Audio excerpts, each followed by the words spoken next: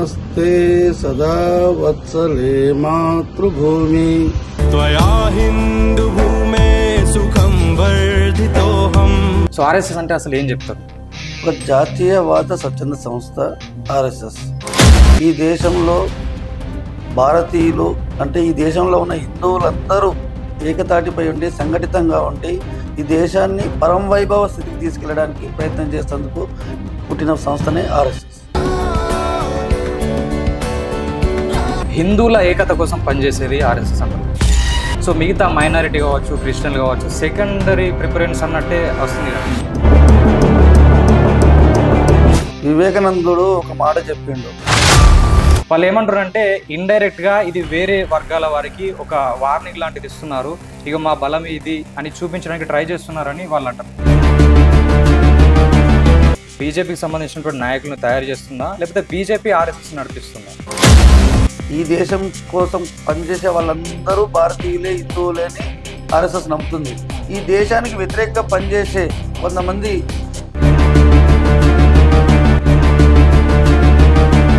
ఎప్పుడు కూడా ముస్లిమ్స్కు, మైనారిటీస్కు ఆర్ఎస్ఎస్ వ్యతిరేకం కాదు. సో ఆర్ఎస్ఎస్ ఎన్ని సంవత్సరాల నుంచి నడపడానికి అసలు ఫండ్స్ ఎక్కడి నుంచి వస్తున్నాయి, ఎవరు దాన్ని హ్యాండిల్ చేస్తారంటే ఏం చెప్తారు?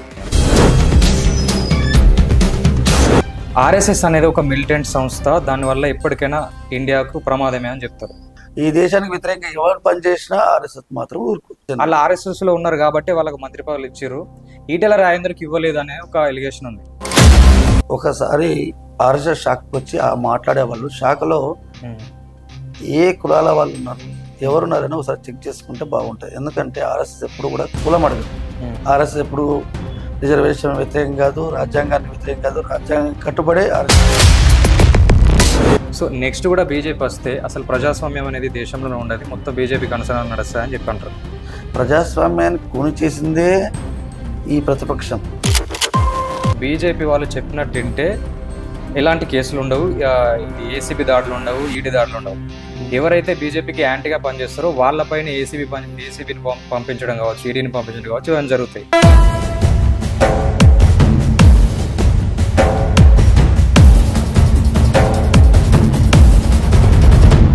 ఇప్పుడు రేవంత్ రెడ్డి బీజేపీ తరఫున పనిచేస్తున్నా అని చెప్పేసి బీఆర్ఎస్ వాళ్ళు అంటారు, మరి దానికి ఏం చెప్తారు? ఇప్పుడు మొన్న అసెంబ్లీ ఎలక్షన్లో బీఆర్ఎస్ బీజేపీ ఒకటి కాంగ్రెస్ అని, అంటే కాంగ్రెస్ బీఆర్ఎస్ అవినీతి పార్టీలు అంటారా? అంతే కదా. మరి ఈ లవ్ జిహాద్ గురించి ఆర్ఎస్ఎస్ ఏం చెప్తే దానిపైన ఏమన్నా యాక్టివిటీ ఏమైనా చేసిందా, చర్యలు తీసుకోవడం? సో ఈ ఆర్ఎస్ఎస్ కింద పనిచేసే గోరక్ష అనే ఒక సమితి బట్టి అనవసరంగా దళితులు కావచ్చు, మైనారిటీలో ఉన్నటువంటి ముస్లిం కావచ్చు, కావాలని వాళ్ళు టార్గెట్ చేసి కొడుతుర్రు అని చెప్పేసి. ఇప్పుడు గాడ్సే ఆర్ఎస్ఎస్సా కాదా? నమస్తే, welcome to R Telugu. RSS Rashtriya Swayamsevak Sangh 1925 Vijayadashami సందర్భంగా డాక్టర్ హెడ్గేవర్ అనే ఒక వ్యక్తి ఈ ఆర్ఎస్ఎస్ను స్థాపించడం. 2025 నడుస్తుంది. 100 సంవత్సరాలు ఈ రాష్ట్రీయ స్వయం సేవక్ సంఘ్ ఏదైతే ఉందో అది 100 సంవత్సరాలు కంప్లీట్ చేసుకుంది. సో ఆర్ఎస్ఎస్ అంటే చాలా రకాల భిన్నమైనటువంటి అభిప్రాయాలు ఉంటాయి, రకరకాల అపోహలు అయితే ఉంటాయి. సో దీని గురించి మనతో మాట్లాడడానికి ప్రస్తుతం రాచమల్ల విజయ్ భాస్కర్, ఇటు ఆర్ఎస్ఎస్ స్వయం సేవక్ మరియు బీజేపీ నాయకులు ఉన్నారు. నమస్కారం సార్. నమస్కారం సార్, మీరు ఎన్ని రోజుల నుంచి లేదా ఎన్ని సంవత్సరాల నుంచి ఆర్ఎస్ఎస్లో స్వయం సేవక్గా పనిచేస్తున్నారు? నేను బాల్యం నుంచి స్వయం సేవకుని. ఓకే. నాకు తెలివి వచ్చిన దగ్గర నుంచి షాక్కి వెళ్తున్నాను. ఆర్ఎస్ఎస్లోనే పుట్టాను, ఆర్ఎస్ఎస్లో పెరుగుతూ ఇప్పుడు ఈ స్థాయిలో ఉన్నాను. అసలు ఆర్ఎస్ఎస్ అంటే ఏం తెలియని వాళ్ళు ఉంటారు. సో ఆర్ఎస్ఎస్ అంటే అసలు ఏం చెప్తారు? ఒక జాతీయవాద స్వచ్ఛంద సంస్థ ఆర్ఎస్ఎస్. ఈ దేశంలో భారతీయులు అంటే ఈ దేశంలో ఉన్న హిందువులందరూ ఏకతాటిపై ఉండి సంఘటితంగా ఉండి ఈ దేశాన్ని పరం వైభవ స్థితికి తీసుకెళ్ళడానికి ప్రయత్నం చేసేందుకు పుట్టిన సంస్థనే ఆర్ఎస్ఎస్. అయితే నేను చాలా స్పీచెస్లో విన్నాం, ప్రస్తుతం ఉన్నటువంటి బీజేపీ నాయకులు కావచ్చు, లేదంటే కొంతమంది ఆర్ఎస్ఎస్ వాళ్ళు, బండి సంజయ్ లాంటి వాళ్ళు ఏమంటారంటే హిందువుల ఏకత కోసం పనిచేసేది ఆర్ఎస్ఎస్ అంటారు. అంటే అక్కడ ఇండైరెక్ట్గా హిందువులు మాత్రమే ఫస్ట్ ప్రిఫరెన్స్, సో మిగతా మైనారిటీ కావచ్చు, క్రిస్టియన్లు కావచ్చు, సెకండరీ ప్రిఫరెన్స్ అన్నట్టే వస్తుంది కదా. సో దాని గురించి మీరు ఏం చెప్తారు? ఈ దేశంలో హిందుస్థాన్లో ఉన్న వాళ్ళందరూ హిందువులే అని నమ్మే సంస్థ ఆర్ఎస్ఎస్. ఈ దేశంలో ఉండే భారతీయులు కానివ్వండి, హిందుస్థానీలు అండి, ఎవరైనా హిందువులే. ఒకరెవరు వాళ్ళ వాళ్ళ వాళ్ళ వాళ్ళ నమ్మకాన్ని బట్టి దేవుళ్ళని కొలుస్తారు తప్ప ఈ దేశంలో ఉన్న వాళ్ళందరూ హిందువులు అనే నమ్మకం ఆర్ఎస్ఎస్ ఉంది. సో ఆర్ఎస్ఎస్ ఏం పని చేస్తుంది, అది ఎలా వర్క్ చేస్తుంది? ఆర్ఎస్ఎస్ పనిచేయదు, ఓన్లీ శాఖను నడుపుతుంది. రోజు దైనందిక శాఖలో రోజు వ్యాయామము, యోగా, మళ్ళీ ఈ దేశంలో జరుగుతున్న సంఘటనల మీద విశ్లేషణ మాత్రమే చేస్తుంది తప్ప ఆర్ఎస్ఎస్ ఈ పని చేయి ఆ పని చేయని ఎవరిని ఆదేశించదు. సో దీనికోసం సపరేట్గా ఈ 30 days అని 45 days అని నిర్వహించి రోడ్ల పైన మార్చి లాంటివి చేస్తూ ఉంటారు కదా. సో దాని ఉద్దేశం ఏంటి? వివేకానందుడు ఒక మాట చెప్పిండు, ఉక్కు నరాలు ఇనుప కండరాలు ఉన్న యువకులు ఉంటే నేను ఈ దేశాన్ని మారుస్తాను. ఆర్ఎస్ఎస్ చేసేది కూడా అదే. ఈ యువతలో ఆరోగ్యవంతమైన యువకులు ఉండాలి అని రోజు వ్యాయామము, యోగా, కబడ్డీ అలాంటి ఆటలు ఆడించి యువకుల్ని పటిష్టంగా చేసి వాళ్లకు దండ వ్యాయామము, కరాటే ఇవన్నీ నేర్పించి వాళ్ళని ఒక శక్తివంతమైన యువకులుగా తయారు చేయడానికి ఒక ఫ్యాక్టరీ లాంటిది ఆర్ఎస్ఎస్. అలాంటి ప్రోగ్రామ్స్ చేస్తుంటుంది. కాకపోతే ఇప్పుడు వీళ్ళు రోడ్ల మీద మార్చేసేటప్పుడు కొంతమంది ముస్లిం సంబంధించినటువంటి నాయకులు కావచ్చు, కొంతమంది అన్న మాటలు నేను విన్నాను కొన్ని ఇంటర్వ్యూస్లలో. వాళ్ళు ఏమంటారు అంటే ఇండైరెక్ట్గా ఇది వేరే వర్గాల వారికి ఒక వార్నింగ్ లాంటిది ఇస్తున్నారు, ఇక మా బలం ఇది అని చూపించడానికి ట్రై చేస్తున్నారని వాళ్ళు అంటారు. దానికి ఏమని చెప్తారు? అలాంటిది ఉండదు. మా యొక్క శక్తిని మేము ప్రదర్శిస్తున్నాం. ఎప్పుడైనా ఇప్పుడు అనుభవం మన దగ్గర పెట్టుకున్నాం కానీ వేస్తుంది కాదు, మన దాంట్లో ఎంత శక్తి ఉంది అని చూపించడానికి అనుభవాలు తయారు చేస్తున్నాం. ఇది కూడా సంఘ శిక్షా వర్గాలు, రూట్ మార్చ్లు సంఘం యొక్క శక్తిని ప్రపంచానికి తెలియజేయడానికి కానీ ఒకరిని బెదిరించడానికి మాత్రం కాదు. సో ఆర్ఎస్ఎస్ ఇప్పుడు మామూలుగా బీజేపీలో ఉన్నటువంటి చాలా మంది నాయకులు ఆర్ఎస్ఎస్ నుంచి వచ్చిన వాళ్ళే. సో ఆర్ఎస్ఎస్ కావాలనే బీజేపీకి సంబంధించినటువంటి నాయకులను తయారు చేస్తుందా, లేకపోతే బీజేపీ ఆర్ఎస్ఎస్ నడిపిస్తుందా? యాక్చువల్లీ బీజేపీ పార్టీ పెట్టింది ఆర్ఎస్ఎస్ స్వయం సేవకులు. అటల్ బిహారీ వాజ్పేయి, లాల్ కృష్ణ అద్వానీ, సుందర్ సింగ్ భండారీ ఇలాంటి చాలామంది పెద్దవాళ్ళు స్వయం సేవకులే ఈ పార్టీని పెట్టారు. కాబట్టి ఆర్ఎస్ఎస్ ఐడియాలజీ బీజేపీలో ఉంటుంది. కాబట్టి బీజేపీ ఏమి ఆర్ఎస్ఎస్ని ఏమి బీజేపీ నడిపించదు, బీజేపీని ఆర్ఎస్ఎస్ నడిపించదు. ఆర్ఎస్ఎస్ ఐడియాలజీ తీసుకొని బీజేపీ ముందు నడుస్తుంది. అయితే ఇక్కడ ఉన్నటువంటి ఎలిగేషన్ ఏంటంటే ఒక స్వచ్ఛంద సంస్థ కనుసన్నల్లో స్వచ్ఛంద సంస్థ చెప్పినట్టు ఒక ప్రభుత్వం గిట్ట పాటిస్తే అది ఎంతవరకు ప్రజాస్వామ్యం అనేది కొంతమంది వాదన. మొన్న మోహన్ భగత్ జీ గారు ఒక మాట చెప్పిండ్రు, ఆర్ఎస్ఎస్ ఎప్పుడు ఆదేశాలు ఇయ్యదు, సూచనలు మాత్రమే చేస్తుంది. ఆ సూచనలు మీరు పాటించండి, పాటించకపోండి, అంతేగాని ఆర్ఎస్ఎస్ ఎప్పుడు కూడా ఎవరిని ఆదేశించదు. ఓన్లీ సూచనలు, మంచి సూచనలు చేస్తుంది. ఈ తప్పు మార్గంలో పోతే ఈ తప్పు, ఇది మంచి చెడు అని ఎవరైనా పెద్ద మనిషి ఉంటే కుటుంబంలో ఒక పెద్ద మనిషి ఉంటాడు, ఆ పెద్ద మనిషి ఎవరైనా పిల్లలు తప్పు చేస్తుంటే ఇది తప్పు ఒప్పు అని చెప్పొచ్చు కదా. అలాంటి సూచనలు మాత్రం చెప్తుంది తప్ప ఆదేశాలు మాత్రం చేయదు. అట్లా. సో ఇది ప్రపంచంలో అత్యంత పెద్ద స్వచ్ఛంద సంస్థ అని చెప్తారు కదా. సో ఇలాంటిది ఇది 1947 ఆ టైంలో స్వాతంత్రోద్యమంలో కానీ, లేదంటే మొన్న మధ్య జరిగిన మన తెలంగాణ రాష్ట్రం సంబంధించి ఆ ఉద్యమంలో కానీ, లేదంటే ప్రజా సమస్యల పైన అసలు ఎందుకు ఆర్ఎస్ఎస్ కొట్లాడదు? ఇప్పుడు నేను తెలంగాణ ఉద్యమంలో పాల్గొన్నా, నేను ఎక్కడ చెప్పుకోలేదు తెలంగాణ ఉద్యమం. నేను ఇప్పుడు పొలిటికల్గా నేను ఉన్నా కదా, తిరుగుతున్నా కదా. మేము బీజేపీ తెలంగాణ ఉద్యమంలో సపోర్ట్ చేసి మేము తిరిగినాం. ఎక్కడైనా బీజేపీ కార్యకర్తలు కానీ స్వయం సేవకులు కానీ తిరిగిరంటారా? అంటే ప్రత్యేకంగా ఆర్ఎస్ఎస్ వాళ్ళు ఈ పని చేస్తున్నారు. ఆర్ఎస్ఎస్ ఏ ఉద్యమంలో ఉండదు, ఆర్ఎస్ఎస్ ఎప్పుడు కూడా ముందు ఉండదు. ఆర్ఎస్ఎస్ స్వయం సేవకులే వివిధ మార్గాల ద్వారా, కొందరు బీజేపీ ద్వారా ఉండొచ్చు, కొందరు ఏబీవీపీ ద్వారా ఉండొచ్చు, కొందరు విశ్వ హిందూ పరిషత్ ద్వారా ఉండొచ్చు. రకరకాల కార్యక్రమాలు స్వయం సేవకులు చేస్తుంది కానీ ఆర్ఎస్ఎస్ ఎక్కడ కూడా ముందు ఉండదు. అదే ఇంత పెద్ద స్వచ్ఛంద సంస్థ ఎందుకు ప్రజా సమస్యల పైన కొట్లాడది? ప్రభుత్వాలు కూడా చాలా లోపాలు ఉంటాయి కదా. సో అసంటప్పుడు స్వచ్ఛంద సంస్థ తరపున ఎందుకు అంటే వాళ్ళు ఫైట్ చేయరని? విద్యార్థి సమస్యలు ఉన్నాయి, అఖిల భారతీయ విద్యార్థి పరిషత్ కొట్లాడుతుంది, అందులో ఉన్న వాళ్ళు స్వయం సేవకులే కదా. భారతీయ మజ్దూర్ సంఘ్ ఈ దేశంలో అతిపెద్ద కార్మిక సంఘం, 90% ఆ సంఘమే ఈ దేశంలో ఉంది ఇప్పుడు ప్రస్తుతానికి. కార్మికుల కోసం కొట్లాడుతుంది ఎవరు? భారతీయ మజ్దూర్ సంఘ్, స్వయం సేవకులే. విశ్వ హిందూ పరిషత్ హిందువుల హక్కుల కోసం కొట్లాడుతున్న సంఘం విశ్వ హిందూ పరిషత్. వనవాసి కళ్యాణ క్షేత్రం అని ట్రైబల్స్ కోసం పనిచేస్తున్న సంస్థ.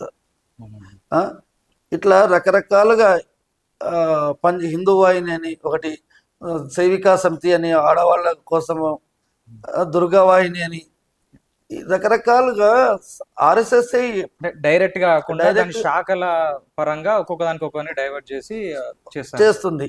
సమస్యల మీద ఆర్ఎస్ఎస్ స్వయం సేవకులు ఎప్పుడు కొట్లాడుతుంటారు, కానీ ఆర్ఎస్ఎస్ డైరెక్ట్ కొట్లాడదు.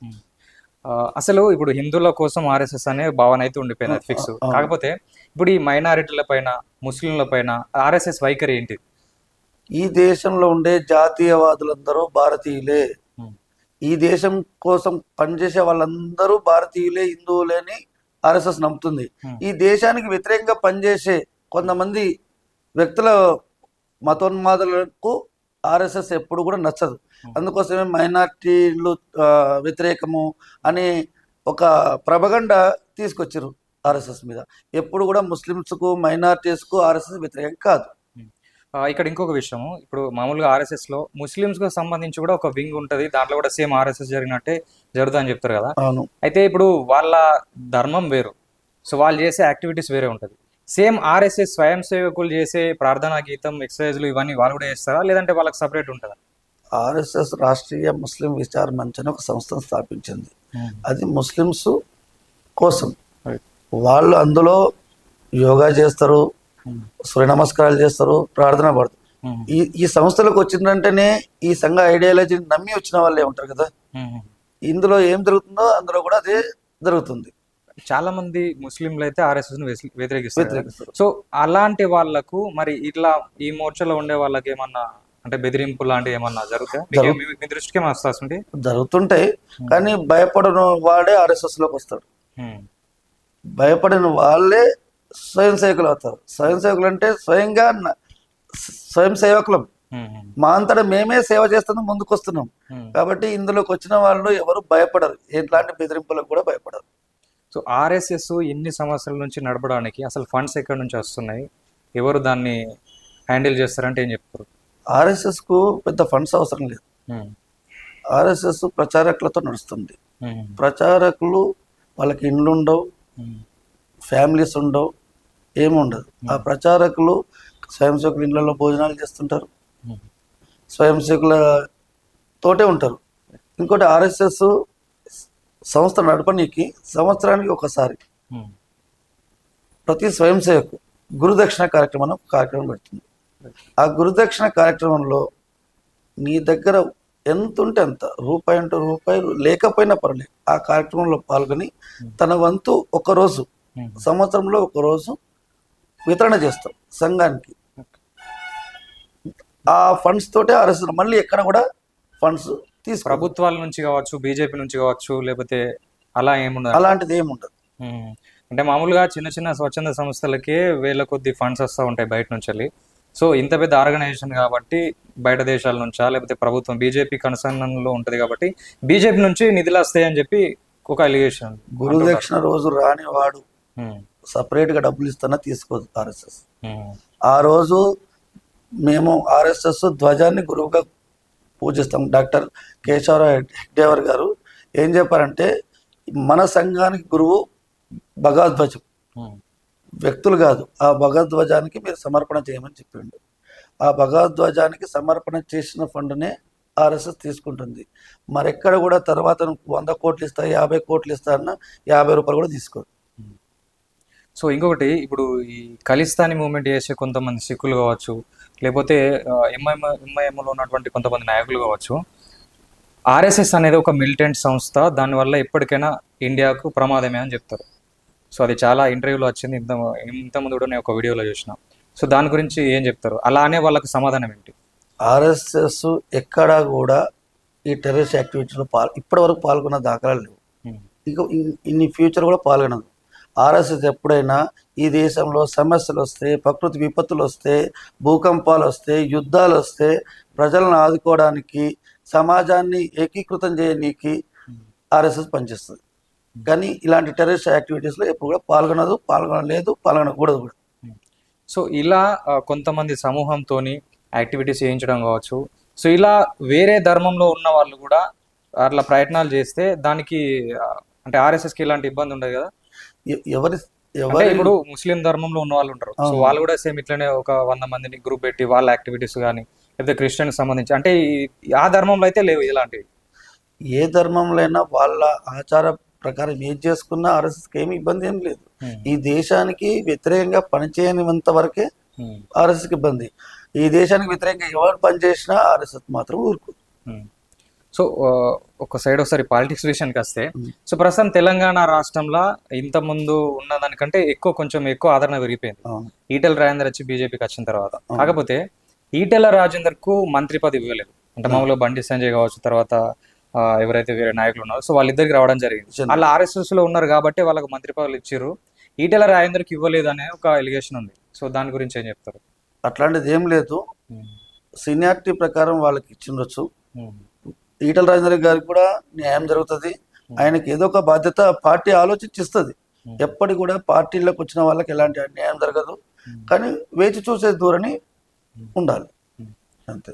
సో తర్వాత ఇప్పుడు ఈ ఏదైతే ట్రిపుల్ తలాక్ ఉందో, ట్రిపుల్ తలాక్ కావచ్చు, లేకపోతే ఆర్టికల్ 370 కావచ్చు, తర్వాత రామాయణం సంబంధించి ఈ మొత్తము ఆర్ఎస్ఎస్కి సంబంధించినటువంటి ఎజెండాలే. సో వాటి విషయంలో బీజేపీ దాదాపు అయితే కంప్లీట్ చేసింది. కాకపోతే కొన్ని విషయాల్లో బీజేపీకి ఆర్ఎస్ఎస్కి పడట్లేదు, బీజేపీ ఆర్ఎస్ఎస్ను పక్కన పెట్టే ప్రయత్నం చేస్తుందని చెప్పేసి ఒక వాదన వచ్చింది. దానికి బలాన్ని చేకూర్చినట్టు జేపీ నడ్డా ఆ మధ్యలో ఒక స్టేట్మెంట్ ఇవ్వడం జరిగింది. సో ఇప్పుడున్న పరిస్థితుల్లో ఆర్ఎస్ఎస్ సంబంధించినట్టు అంత బలం మాకు అవసరం లేదనే విధంగా ఆయన మాట్లాడాడు. సో దాన్ని మీరు ఎట్లా చెప్తారు?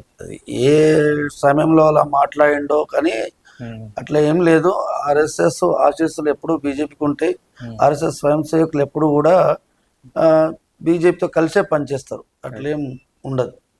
ఈ త్రిపుల్ తలాక్, 370 ఆర్టికల్ ఇవన్నీ భారతీయ జనతా పార్టీ పెట్టినప్పుడే వాళ్ళ మేనిఫెస్టోలో, బీజేపీ మేనిఫెస్టోలో ఈ 370 ఆర్టికల్, అయోధ్య రామ మందిరం, కామన్ సివిల్ కోడ్, ఈ మూడు అనేది పార్టీ పుట్టినప్పుడే అందులో పెట్టిన ఇష్యూస్ కాబట్టి పార్టీ యొక్క మేనిఫెస్టోని ఇంప్లిమెంట్ చేసిరు అంతే. సో ఇంకా ఏం ఎజెండాస్ ఉన్నాయి ఆర్ఎస్ఎస్ కంటే? మామూలుగా ఇవన్నీ తెలిసినే, ఈ రామాలయం కావచ్చు, ఇలా కావచ్చు, ఇంకా ముందు ఫ్యూచర్లో హిందూ సంఘటన ద్వారా ఈ భారతదేశాన్ని పురం వైభవ స్థితికి, అంటే ఒకప్పుడు విశ్వగురువుగా ఉన్న భారతదేశాన్ని మొఘలాయుల దండయాత్రల వల్ల కానీ, బ్రిటిషర్స్ దోపిడీ వల్ల కానీ ఈ దేశం ఎక్కడో అట్టడుగు స్థానంలో పడిపోయింది. మరొకసారి విశ్వగురు స్థానంలోకి తీసుకెళ్లాలన్నది ఆర్ఎస్ఎస్ ఎజెండా. అయితే ఇప్పుడు మామూలుగా బీజేపీలో ఉన్నటువంటి నాయకులను చాలా మంది ఈ జైపింగ్ సంబంధించినటువంటి వీళ్ళు ఉంటారు కదా, అంబేద్కర్ ఫాలో అయ్యేవాళ్ళు. సో వాళ్ళు ఏం చెప్తారంటే మనుస్మృతిని ఎక్కువ బీజేపీ ఫాలో అవుతుంది, డివైడ్ అండ్ రూల్ టైప్లా.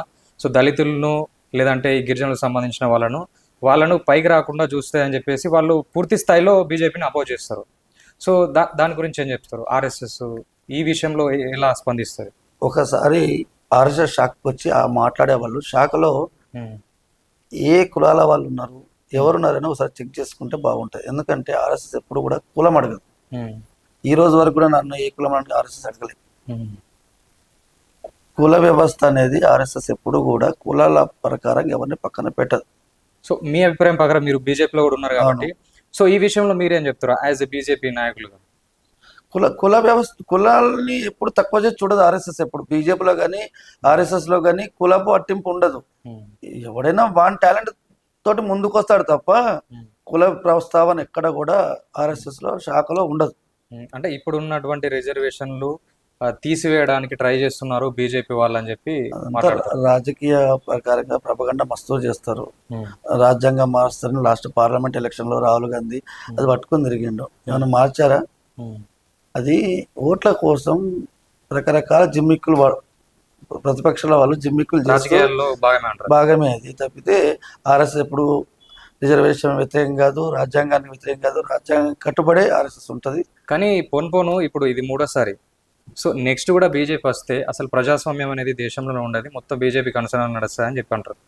ప్రజాస్వామ్యాన్ని కూని చేసిందే ఈ ప్రతిపక్షం. ఎమర్జెన్సీని పెట్టి వాళ్ళ అధికార దాహం కోసం 1976 లో వాళ్ళ అధికారం నిలబెట్టుకోవడం కోసం ఎమర్జెన్సీని పెట్టిందే కాంగ్రెస్ పార్టీ. ఆ కాంగ్రెస్ పార్టీ వాళ్ళకి అధికారం రావడానికి రకరకాల జిమ్మిక్కులు, రాజ్యాంగం రద్దు అంటారు, ప్రజాస్వామ్యం ఉండదు అంటారు. మాది ప్రజాస్వామ్యబద్ధమైన పార్టీ, ప్రజాస్వామ్యబద్ధంగా ఉంటుంది. ప్రజాస్వామ్యానికి ఎలాంటి డోకా లేదు బీజేపీ వల్ల. ఇంకా 25 ఏళ్ళు అధికారం చేసిన ప్రజాస్వామ్యానికి డోకా లేదు, రాజ్యాంగాన్ని మార్చం. ఇప్పుడు గతంలో ఫస్ట్ 2 టర్మ్లు ఎక్కువ స్థానాలు వచ్చినాయి బీజేపీకి, చాలా మంది కూడా యాక్టివ్గా పాల్గొన్నారు. అసలుంటిది థర్డ్ టైం వచ్చేసరికి చాలా తక్కువ స్థానాలు గెలిచారు. ఇన్ఫ్యాక్ట్ అసలు బీజేపీ అధికారంలోకి వస్తుందా లేదా అని చెప్పి ఇటు మన ఆంధ్రప్రదేశ్లో ఉన్నటువంటి టీడీపీ కావచ్చు, జనసేన కావచ్చు, తర్వాత బీహార్లో ఉన్నటువంటి కొంతమంది సపోర్ట్ చేసుడు ఏబట్టే అధికారంలోకి వచ్చింది. అసలు ఎందుకో ఆ స్టేజ్కి వచ్చింది. ఈవెన్ యూపీలో కూడా సేమ్ సిచ్యువేషన్. సో అంత రామాయణాన్ని గట్టి, అంత యోగి గట్టిగా పనిచేసినప్పటికీ బీజేపీ ఎందుకు అన్ని స్థానాలు గెలవలేకపోయింది? అంటే ఒక్కొక్క రాష్ట్రంలో ఒక్కొక్క ఫ్యాక్టర్ ఉంటుంది. యూపీలో ఒక ఫ్యాక్టర్ ఉంటుంది, రాజస్థాన్లో ఒక ఫ్యాక్టర్ ఉంటుంది. మన తెలంగాణకు వచ్చే వరకు మనం ఎక్కువ సీట్లు వచ్చినాం. అక్కడ ఆల్రెడీ సెంట్రల్లో 2 సార్లు గవర్నమెంట్, యూపీలో 2 సార్లు గవర్నమెంట్ ఉండి కొంచెము అవి జనాల్లో కొంచెం, ఇప్పుడు ఎవరికైనా 100% న్యాయం చేయలేం, 100% ఏ గవర్నమెంట్ న్యాయం చేయలేకపోవచ్చు. కొంత దాన్ని ప్రతిపక్షాలు క్యాచ్ చేసి ప్రపగండా చేశారు, రిజర్వేషన్లు తీసేస్తారు, రాజ్యాంగం మార్చారు. యూపీ, నార్త్ ఇండియాలో కొంచెం ఆ ప్రభావం కొంచెం పడింది. దానివల్ల కొన్ని సీట్లు తగ్గినాయి. కానీ ఎక్కడా కూడా బీజేపీ ఓడిపోయిందని కాదు, ప్రతిపక్షం గెలిచిందని కాదు. మేము ఎన్డీఏ పక్షాల్లో అధికారంలో నిలబెట్టుకున్నాం. మేము ఎన్డీఏతో పోయినాం, బీజేపీ ఒక్కరం పోలేదు. ఒక్కరం పోతే బీజేపీ ఓడిపోయిందని అనొచ్చు. కానీ ఎన్డీఏ పక్షాలుగా పోయినాం కాబట్టి చంద్రబాబు నాయుడు అయినా, నితీష్ కుమార్ అయినా ఎన్డీఏ పక్షాలతోటి సపోర్ట్ తోటి గెలిచారు కాబట్టి ఇది ఎన్డీఏ విజయం. ఇది తర్వాత ఈ బీజేపీ పైన ఉన్నటువంటి ఎలిగేషన్ ఏంటంటే, బీజేపీ వాళ్ళు చెప్పినట్టుంటే ఎలాంటి కేసులు ఉండవు, ఇది ఏసీబీ దాడులు ఉండవు, ఈడీ దాడులు ఉండవు. ఎవరైతే బీజేపీకి యాంటీగా పనిచేస్తారో వాళ్ళపైన ఏసీబీని పంపించడం కావచ్చు, ఈడీని పంపించడం కావచ్చు, ఇవన్నీ జరుగుతాయి అని చెప్పి ఒక వాదన నడుస్తుంది. అంటే ఆ మధ్య కాలంలో ఏదైతే కొన్ని కేసుల విషయంలో అట్లా అయిన తర్వాత మళ్ళీ బీజేపీ దాంతో చర్చలు జరిపిందని, ఆ తర్వాత ఎలాంటి రీమార్క్ లేకుండా మళ్ళీ బయటకు వచ్చిందని చెప్పేసి మాట్లాడతారు. అట్లాంటిది ఏముండదు. కేసులు ఎవరి మీద తీసేయలేదు ఇప్పటి వరకు. ఈడీ దాడులైనా, సిబిఐ దాడులైనా, బీజేపీలోకి వచ్చిన వాళ్ళ మీదైనా ఇప్పటి వరకు కూడా ఏ కేసు కొట్టివేయడం జరగలేదు, క్లీన్ చిట్ వేయడం జరగలేదు. చట్టం తన పని తను చేసుకుపోతుంది.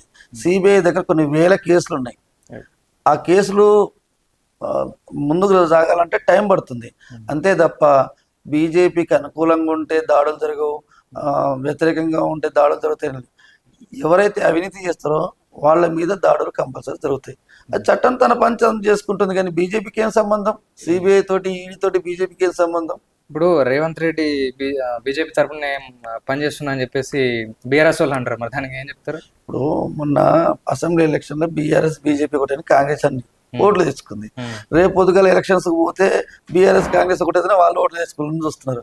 అంతే తప్ప బీజేపీ కాంగ్రెస్ ఒకటి కాదు, బీఆర్ఎస్ బీజేపీ ఒకటి కాదు.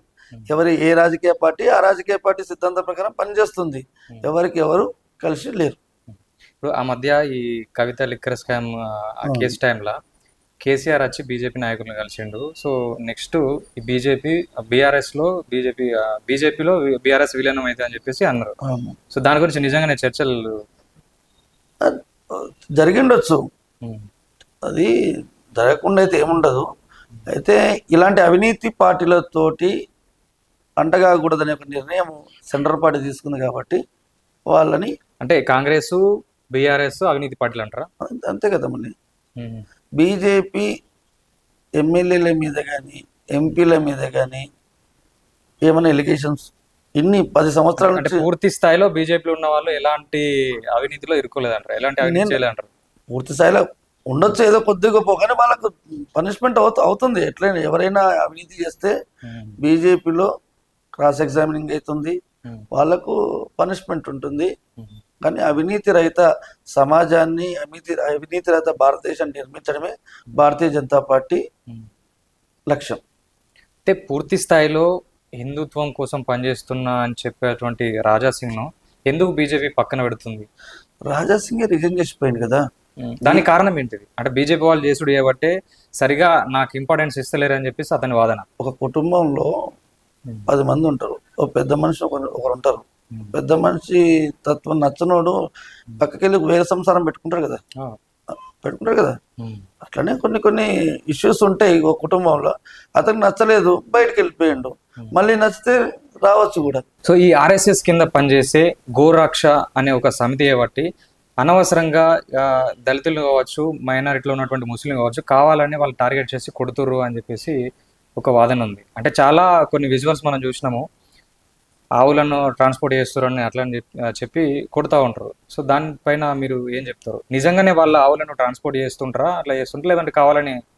నిజంగానే ఆవులను ట్రాన్స్పోర్ట్ చేసి పాల ట్యాంకర్లల్లో, లారీలల్లో, బాక్స్లో పెట్టి, కంటైనర్లల్లో గాలి ఆడకుండా, దానికి మేత లేకుండా, ఇబ్బందికర పరిస్థితుల్లో ఆవులు నీళ్లు లేక అట్లా ట్రాన్స్పోర్ట్లో చనిపోతున్న పరిస్థితులు పట్టుకున్నప్పుడు ఆవులను చూసి ఎవరో ఒకరు కోపం వస్తుంది. ఇప్పుడు మనమైనా మనుషులం కదా, ఒక ప్రాణిని చంపుతుంటే కోపం వస్తుంది.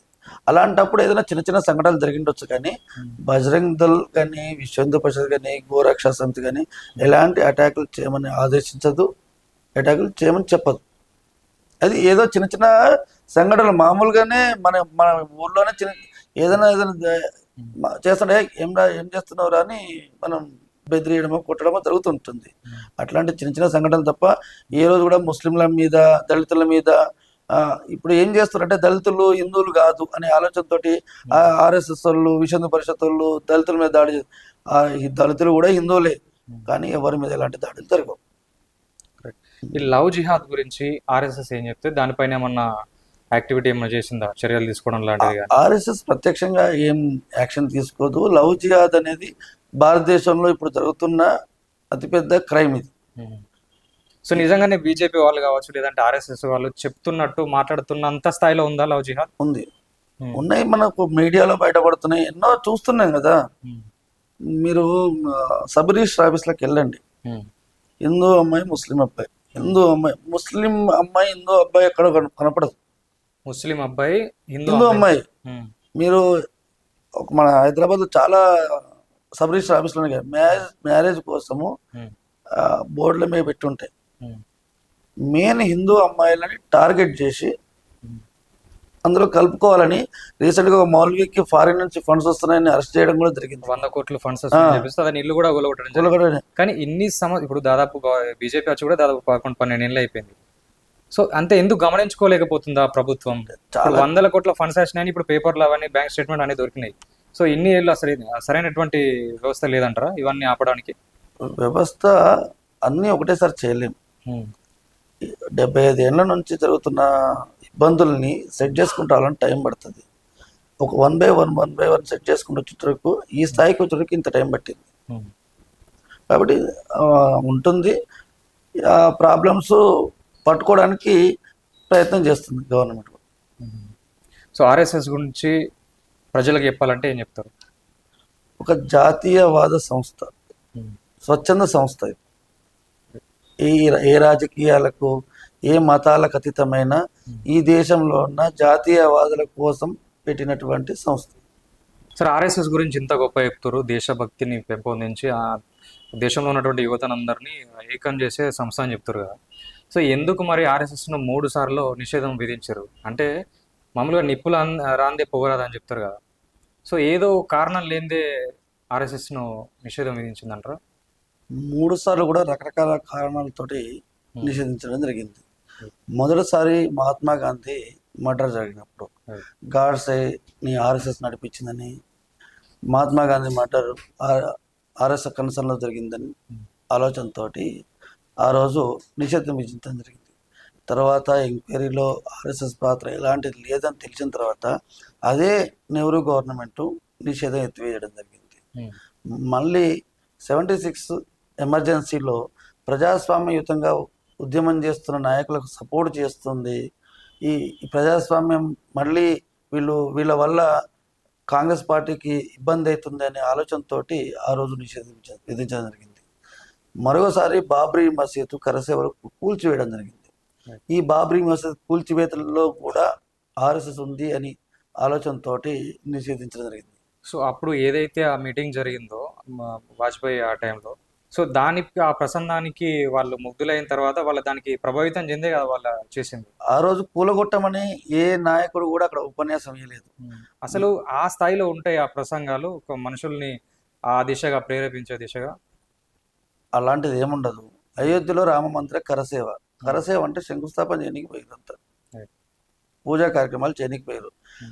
ఆ రోజు ఆ బాబ్రీ మసీద్ కట్టడాన్ని చూసి ఈ 500 సంవత్సరాలు దీన్ని ఉంచకూడని భావోద్వేగానికి వెళ్ళిన స్వయం సేవకుల వల్ల కరసేవకుల వల్ల జరిగిన సంఘటన తప్ప దీని వెనుక కుట్ర కోణం అనేది లేదు. అప్పటికప్పుడు వాళ్ళు వచ్చిన భావోద్వేగంతో ఆ రోజు జరిగింది. అది ఇప్పుడు ఈ భావోద్వేగాలు చెలరేగడానికి అది గాడ్సే గాంధీ చెప్పడంలో కావచ్చు, ఈ మసీదు కూర్చోవడంలో కావచ్చు, ఈ ఇచ్చినటువంటి ప్రసంగాలు లేదంటే దాన్ని ప్రభావితం చెందే వీళ్ళు ఇట్లా చేస్తుర్రు అంటే ఎటు చేసి దాని వెనుక ఆర్ఎస్ఎస్ ఉందని చెప్పి కొంతమంది వాదన. మరి ఇది ఇప్పుడు గాడ్సే ఆ రోజు ఆయన వాంగ్మూలంలో కూడా చెప్పిండు. ఇప్పుడు గాడ్సే ఆర్ఎస్ఎస్ కాదా? ఆర్ఎస్ఎస్ కాదు. ఇప్పుడు ఒకరోజు కానీ ఇప్పుడు అతనికి ఆర్ఎస్ఎస్ అది క్యాప్ పెట్టుకున్నట్టు ఈ నిక్కర్ వేసుకున్నట్టు ఫొటోస్ ఉంటాయి కదా చాలా వరకు. నేను రోజు షాగా పోతే నేను స్వయం సేవకుని, నేను పక్కన ఏదో పోయి మర్డర్ చేస్తా. నాకు ఆర్ఎస్ఎస్ కు ఈ సంఘటనకి ఏం సంబంధం?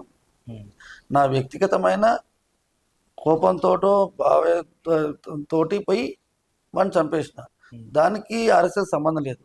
అదేవిధంగా గాడ్సే మహాత్మా గాంధీ యొక్క ఆలోచన విధానం, ఆయన పద్ధతులు నచ్చక ఆ రోజు చంపిన అని చెప్పి వాంగ్మూలం వేయడం జరిగింది. అదేవిధంగా బాబ్రీ మసీద్ కూల్చివేతలో కూడా ఆర్ఎస్ఎస్ ఏ రోజు కూడా కూలగొట్టమని చెప్పలేదు. చట్టం ద్వారానే మనం గుడి కడదాం అనే చట్టం ద్వారా, లేకుంటే ఆర్డినెన్స్ తీసుకొచ్చి ఏదో రకంగా గుడి కట్టాలనే ఆలోచన చేసింది తప్ప ఏ రోజు కూడా కూలగొట్టి కట్టమని చెప్పలే. కోర్టు తీర్పు వచ్చిన తర్వాతనే అక్కడ అయోధ్య మందిరం నిర్మాణం జరిగింది తప్ప ఎలాంటిది లేదు. కాబట్టి ఆర్ఎస్ఎస్ ఏ రోజు కూడా కూలగొట్టమని చెప్పలేదు. రైట్. ఇది చాలా మంది అయితే మన ఇంటర్వ్యూలలో వీడియోలలో ఆర్ఎస్ఎస్ గురించి ఒక వీడియో వేయండి, ఒక ఇంటర్వ్యూ వేయండి అని చెప్పేసి కామెంట్ పెట్టడం జరిగింది. సో చాలా వరకు మీరు మెన్షన్ చేసినటువంటి కామెంట్స్ను మన విజయ్ భాస్కర్ గారి ద్వారా తెలుసుకునే ప్రయత్నం చేసినాం. సో ఇది ఆర్ఎస్ఎస్ పైన ఉన్నటువంటి చర్చ. సో దీనిపైన మీరు ఏమనుకుంటున్నారు? అసలు నిజంగా ఆర్ఎస్ఎస్ పైన మీకున్నటువంటి అభిప్రాయం ఏంది? సో సరైనటువంటి వేలో ఆర్ఎస్ఎస్ వెళ్తుందా? సో మిగతా వాళ్ళు ఎవరైతే మైనారిటీస్ కావచ్చు, క్రిస్టియన్స్ కావచ్చు, దీనిపైన ఎలాంటి అభిప్రాయాలు ఉన్నాయి, అది ఎంతవరకు కరెక్ట్ అని మీరేమనుకుంటున్నారో కామెంట్ రూపంలో మాకు మెన్షన్ చేయండి. సో మరొక వీడియోతో మరొక ఇంటర్వ్యూతో మీ ముందుకు వస్తాం. చూస్తూనే ఉండండి ఆర్ తెలుగు.